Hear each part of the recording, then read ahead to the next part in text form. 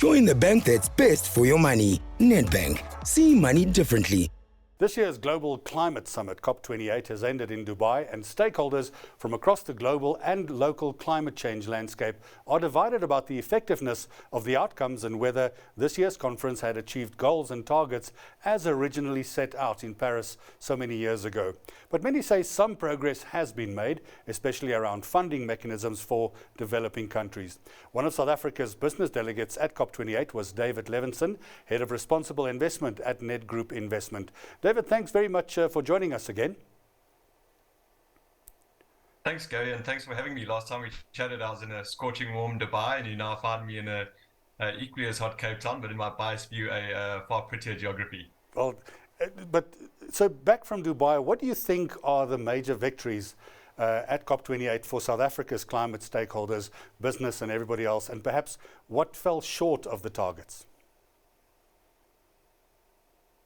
Yeah, I guess the million-dollar question you've asked there. So maybe it's worth taking a step back and just assessing what COP is. I think in its uniqueness, it is probably the biggest collaboration and cooperation we have in governments in the world, and probably in our own lifetimes as well. I reflect on COVID, where you saw the cooperation there, but from an annual basis, before we started recording, we said this is the 28th iteration. So from that point of view, South Africa is privy and a participant to these 200 nations bashing out all these climate policies and agenda. And these things have repercussions back home here in South Africa, as well as our local context and our local agenda around climate. So in terms of some of the victories we may have touched on this last time we chatted, one of the notable ones for me in the investment space is the looking to triple renewable energy by 2030. Attended an event on my final day at COP anyway, with the economists saying, renewables have grown incredibly, but it's not a matter of them eating into the pie, but it's just the fact the pie has gotten bigger. So renewables is growing, but also we've seen just this year the biggest use of fossil fuels in our history as well, which is obviously a trend we hope to reverse through time. Regard to some of the big wins from a local perspective, we've obviously moved forward in terms of our own clean energy program, which has typically been locked up under the president in the previous administration. But we've seen this roll out locally, and the private sector is starting to get more involved for a number of reasons, which we probably all aware of as well. But something which was quite startling for me was the human centricity of the conversations at the South African Pavilion. I think we realized the potential social pain as you go through something like an energy transition, in terms of, we have 100,000 people working in the coal value chain in South Africa and all their dependents as well. You're talking about almost 1 million people. So the conversations around what the just energy transition plan looks like, particularly from an investment point of view in upskilling our citizens. And hopefully we are able to put these mechanisms in place, practice everything that has been said, and deliver kind of a resilient workforce as we make this transition. One of the things everybody was excited about very early on was the loss and damage fund for developing nations. Let's touch on that. What's the runway and desired outcomes for South Africa in this?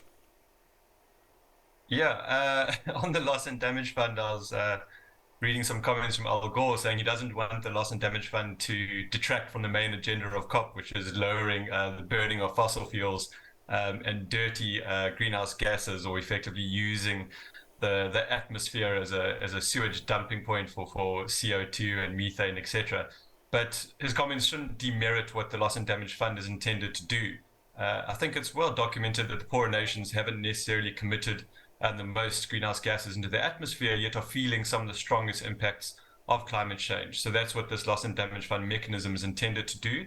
So it was actually agreed last year in Sharm el-Sheikh at COP27, and some of the finer details were ironed out this year, and it's something that's going to be facilitated by the World Bank. So we look forward to seeing what that may look like as we near the end of COP and through the months that we're about to embark on. So in terms of some of the discussions I've been privy to, and I hope the fund does solve some of these issues, is you get a lot of climate-focused projects and entrepreneurs saying that they don't have the funding. I was involved in other sessions where the funders and the financiers said they don't have the projects. But what I did witness was a better facilitation of these key stakeholders. So hopefully getting everybody together, we're able to see some positive results in the real economy. And then in terms of some of the discussions at the South African Pavilion, it really did try to bring into the role of these facilitators, these agents of change, getting incubators in place that brings these two areas together. Just finally, very quickly, David, climate finance was one of the main themes. What are the main takeaways around climate finance, and how does it change the way investors look at investments in sustainable development locally?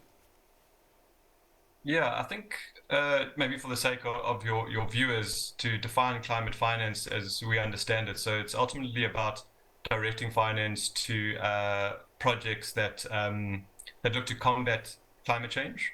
So something you may have heard a lot about is climate adaptation and mitigation. So it's directing finance towards adaptation, so as we look to adapt to some of these physical effects of climate change, and then as well as mitigation, so how we manage our own emissions going forward. Another actual key point, as you asked that question, sprung to mind was around how this finance is done. So there are typically a couple of avenues, and that's through development banks at the global as well as the regional scale, as well as private institutions, such as one that I'm employed by, or even a combination of the two, which we refer to as blended finance. So you'll hear the term blended finance being bandied out a fair bit.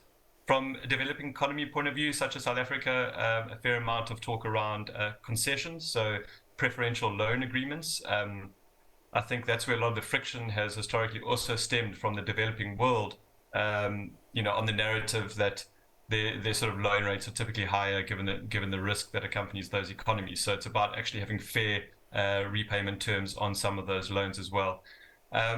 One thing that also came out, and the private sector loves this, is policy clarity, as is one of the key themes. The moment there's a lack of clarity, you find that investment capital gets locked up, and we saw that in the renewable energy sector here in South Africa a handful of years ago. But the moment, a capitalistic market gets that clarity from policy perspective, you see that unlock in capital and that confidence that you can allocate capital into things like climate resilience projects, and you start seeing hopefully that unlock and some sort of multiply effect in the real economy. Another interesting one was around the political system, and Al Gore touched on this as well in the presentation that I heard of his around the role of capitalism.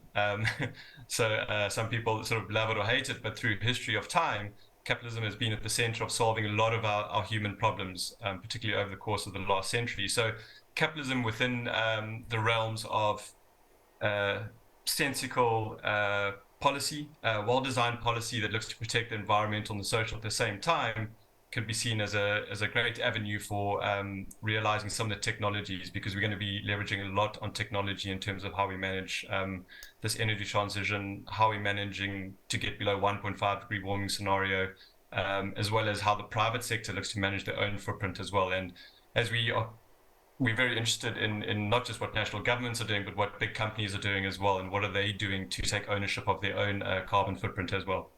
We're going to have to leave it there. Thank you very much, and we'll chat more about the COP roads ahead, no doubt in the months and years to come. Thanks very much for joining us, David. That was David Levinson, Head of Responsible Investment at Nedgroup Investments. Join the bank that's best for your money. Nedbank. See money differently.